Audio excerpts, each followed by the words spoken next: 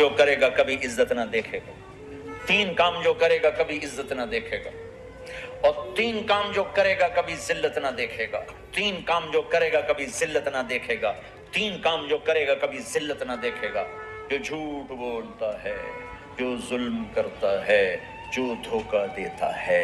جو جھوٹ بولتی ہے، جو ظلم کرتی ہے، جو دھوکہ دیتی ہے، عزت کے خواب دیکھنے چھوڑ دے، ذلت مقدر ہے اس جہان میں اس جہان۔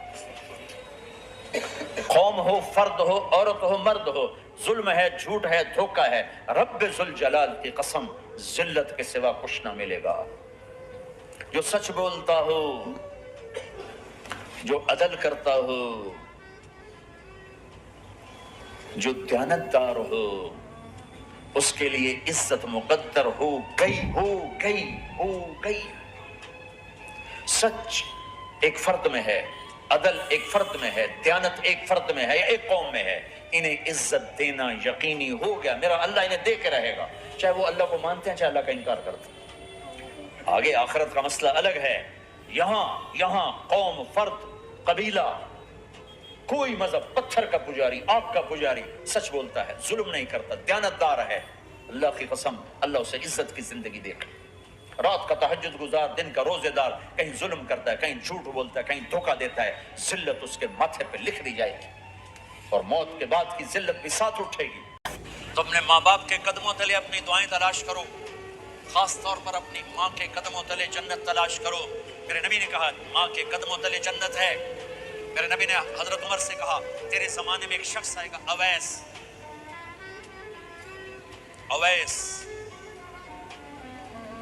وہ رنگ کا ہوگا کالا، قد کا ہوگا چھوٹا، اور قبیلہ ہوگا قرن۔ جب وہ آئے تو اس سے دعا کروانا، تو بھی اور علی بھی۔ وہ کس نے کہا؟ اویس نے۔ ماں کی خدمت کر کے وہ مقام حاصل کیا ہے، جب ہاتھ اٹھاتا اللہ ہاتھ رد نہیں کرتا۔ عمر علی کو اویس کی دعا کی ضرورت نہیں تھی، ہمیں سکھانا تھا۔ حضرت عمر کے زمانے میں ان کو پتہ چلا کہ اویس آ گئے ہیں، ان کو ڈھونڈتے ڈھونڈتے پہنچے میدان عرفات میں، نفل پڑھ رہے تھے، یہ ان کے پاس بیٹھ گئے۔ انہوں نے دیکھا 2 آدمی آ گئے، انہوں نے سلام پھیرا۔ حضرت عمر نے پوچھا کون ہو؟ کہا مزدور۔ کا نام کیا ہے؟ کہا اللہ کا بندہ۔ کہہ رہے بھائی اپنا نام بتا جو تیری ماں نے رکھا ہے۔ کہا تم کون ہو؟ وہ پہلی دفعہ آئے تھے۔ تو حضرت علی نے کہا یہ امیر المومنین عمر ہے، میں علی ہوں۔ پھر ویسے کہا جی میں معافی چاہتا ہوں، میں آپ کو پہچانتا نہیں تھا۔ حضرت عمر نے کہا ہمارے لیے دعا کر۔